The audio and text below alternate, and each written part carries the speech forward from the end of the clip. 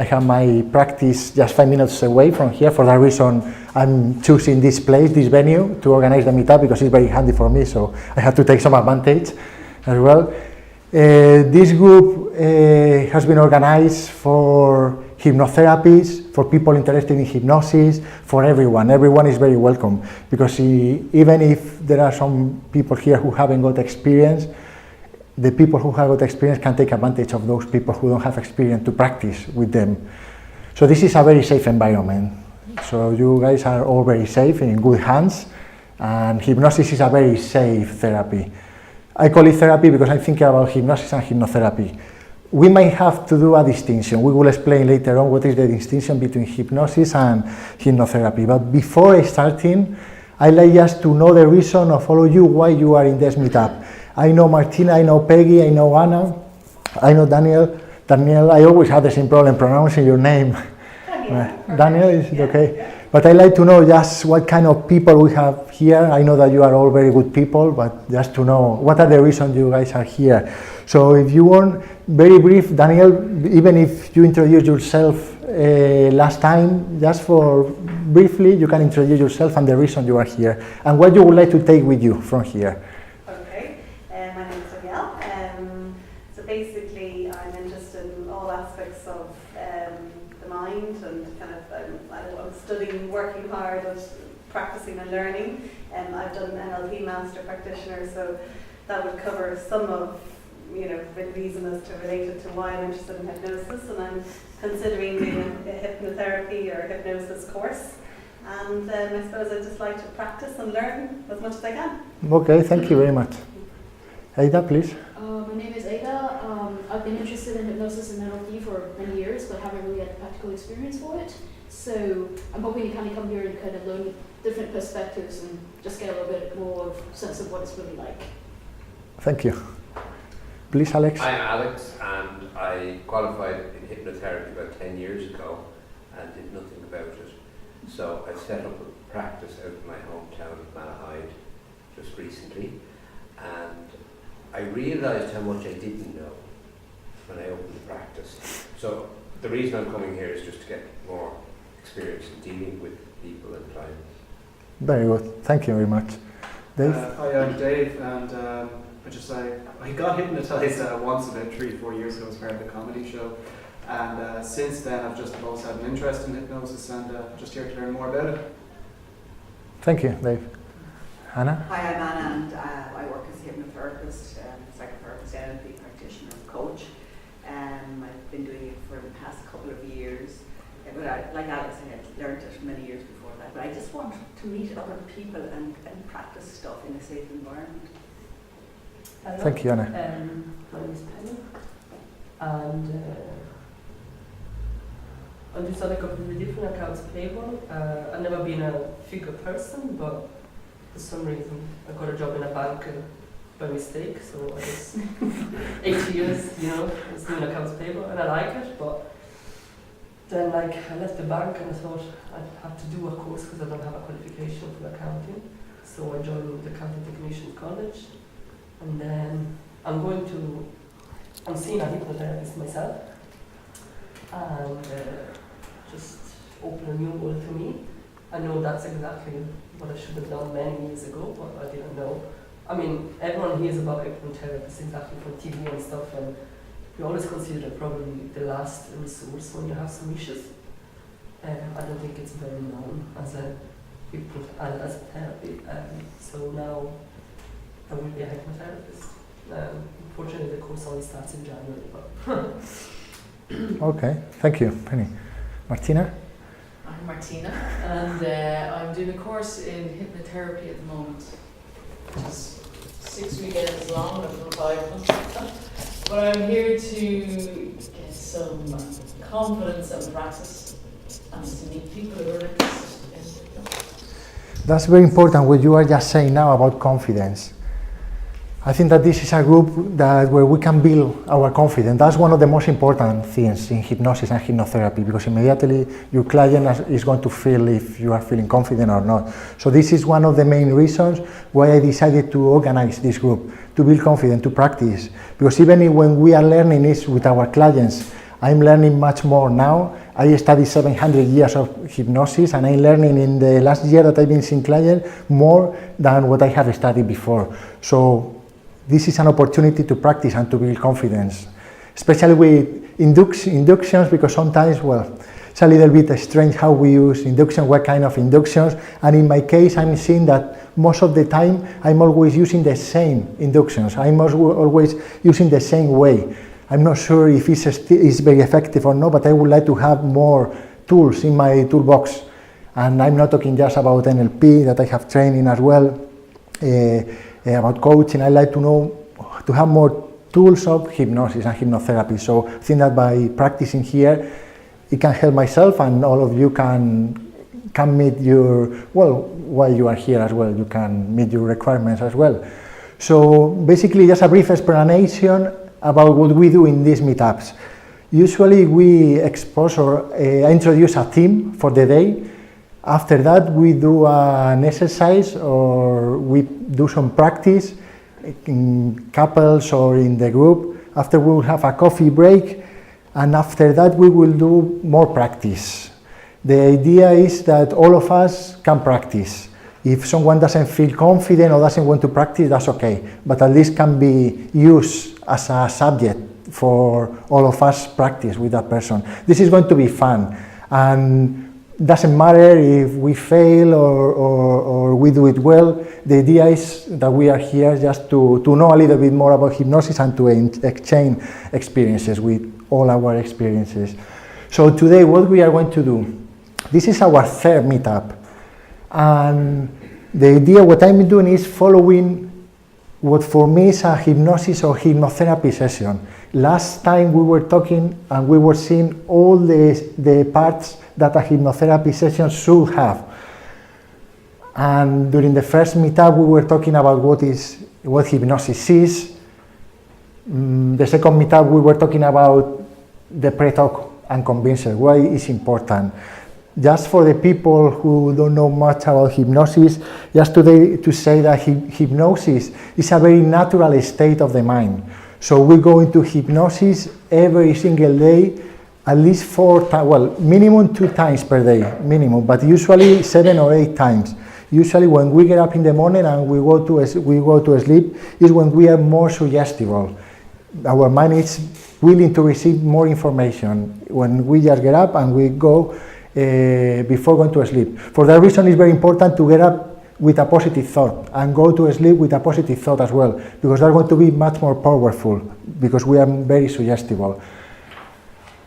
That's basically hypnosis. Hypnosis is not something, there are some people that fear hypnosis, and there is a problem with hypnosis, it's the history.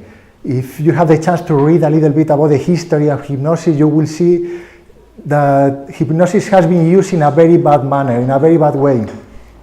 Even the creator of hypnosis or the person who discovered hypnosis was always using hypnosis in a way that looked like a show. The people just on the street showing the power of hypnosis. And the truth is that hypnosis is a very useful tool that everyone has, everyone possesses, and we all should use it in our daily basis. History of hypnosis and TV shows. That's another of the myths about hypnosis.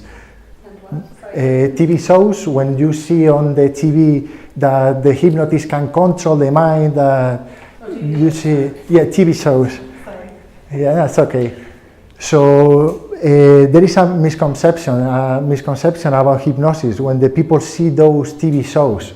And that's basically, if you haven't studied hypnosis, if you haven't read much about that, you always think that hypnosis, when you are into hypnosis, someone is controlling your mind, and not at all. Actually, it's exactly the opposite. You have more control under hypnosis than when you are not into hypnosis, because when you are into hypnosis, you are just focus the attention on the hypnotherapist or hypnotist work. So you are very concentrated, you are very focused. And hypnosis at the end of the day is that focusing attention, high concentration, deep state of relaxation, even if we will see that deep state of relaxation is not always necessary. You can be into hypnosis and you can be playing football. You just you can suggest yourself or to have a positive talk, to say, okay, I'm going to run more than anyone else, and all the time suggesting yourself. You are giving self-suggestions as well.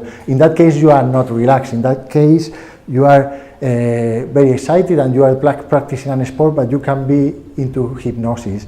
So it's very important to clarify that hypnosis is very safe.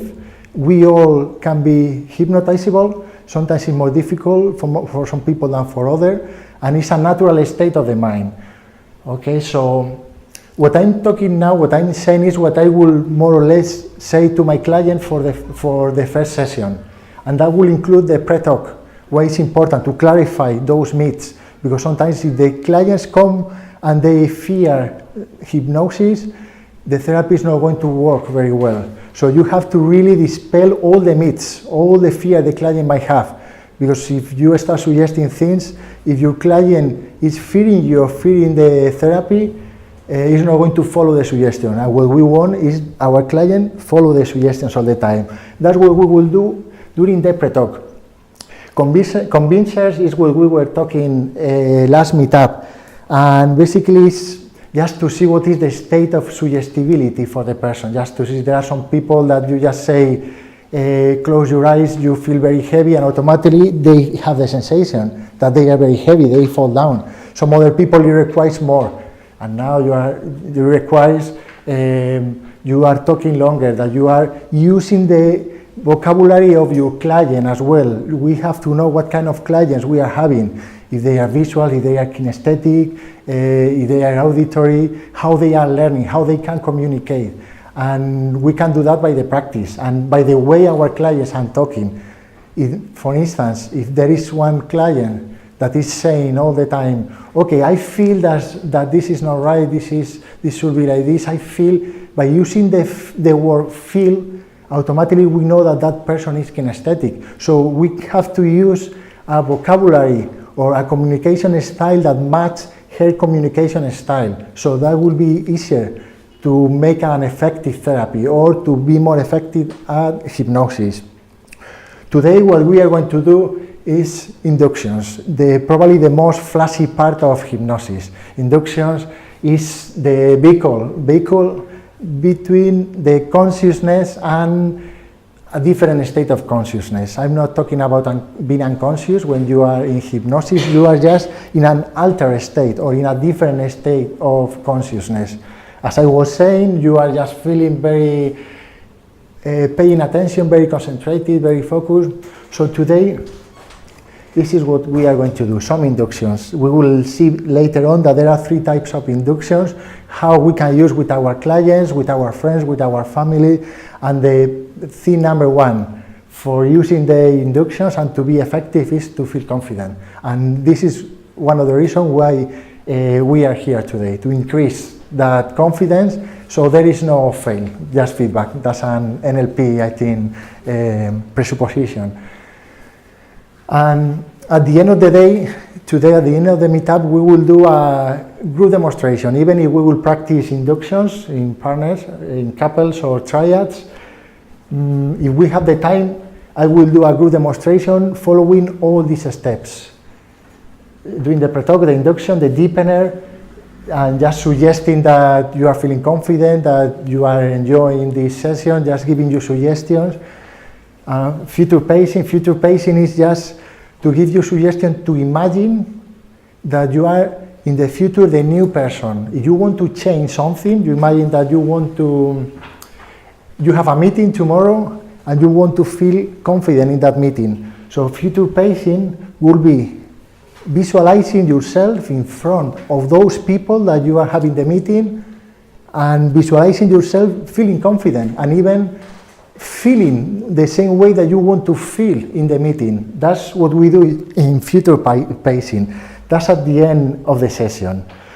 Suggestions is the therapy part of the session. It's when we do all the magic, we could say, when we are suggesting.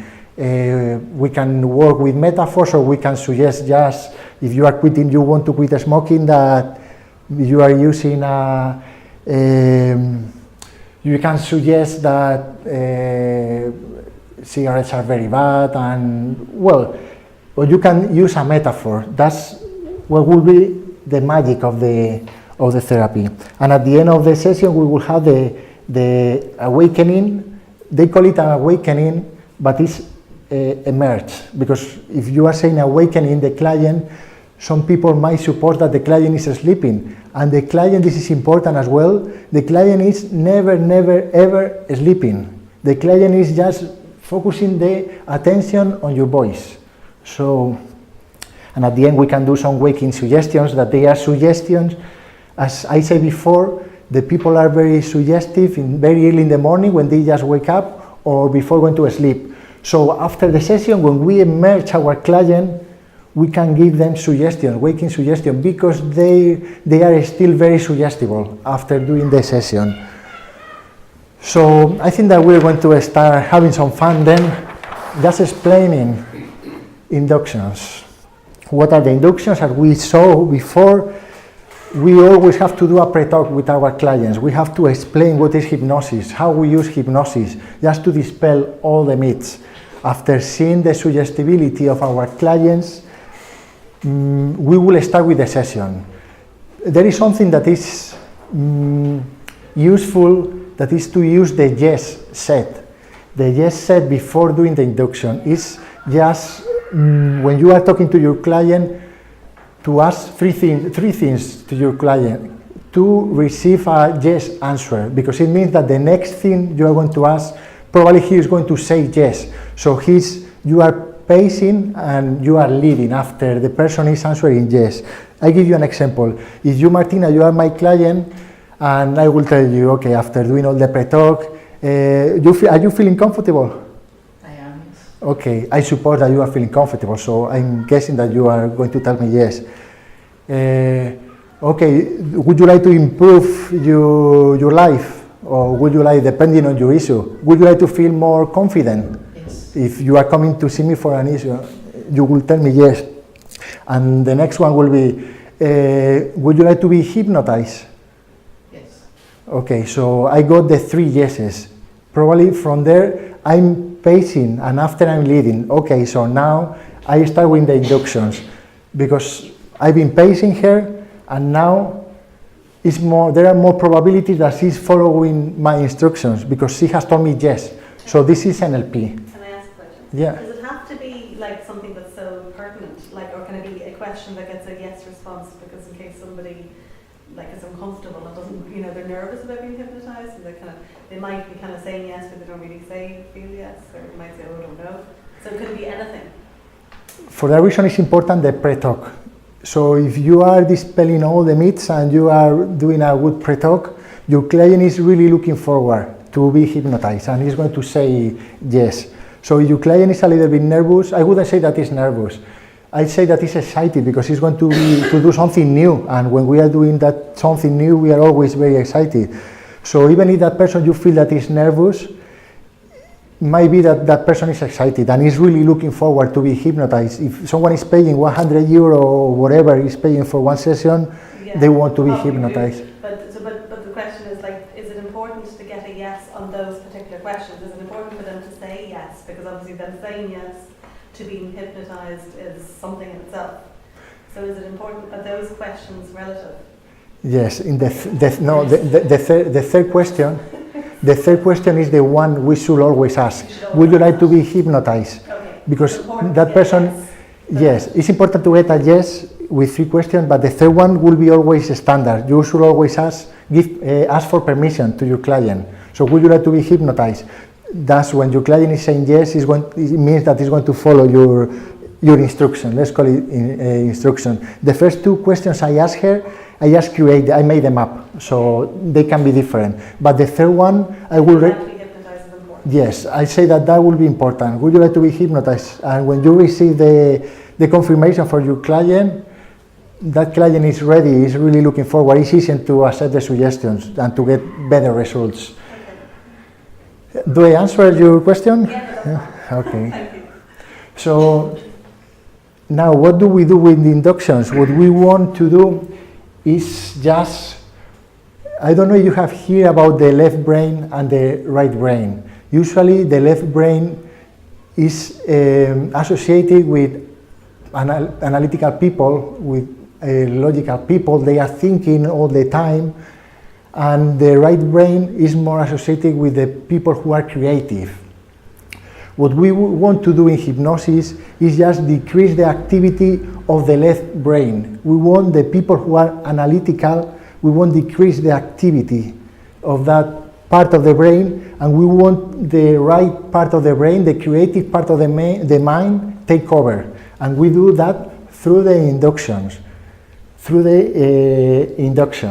So by having the person very relaxed, by doing these inductions, you are just reducing the activity of the analytical part of the mind, and the creative part of the mind is taking over. That's what we want. Well, there are many techniques for, even if you do inductions, there are always analytical people that they are all the time thinking, what is this person saying? I don't believe. And they are having an inner dialogue, and they are not following suggestion. There are techniques to work with those people. Usually the best technique to work with those kind of people is just to give them duties, to give them things to do, to keep them busy. Just count from 100. Imagine that you are counting from 100 to 1, and you are drawing the number on the beach. So when they are, you can start giving your talk, and they are keeping busy. But today we are going to talk about these 3 of inductions. There are millions of inductions. Actually, I had one teacher that he used to do the following. He used to sit on the chair, and any of the participants used to say one word, elephant. And he created an induction with the word elephant. So it means that there are millions of inductions. However, all those inductions are included in one of these 3 sets. The first one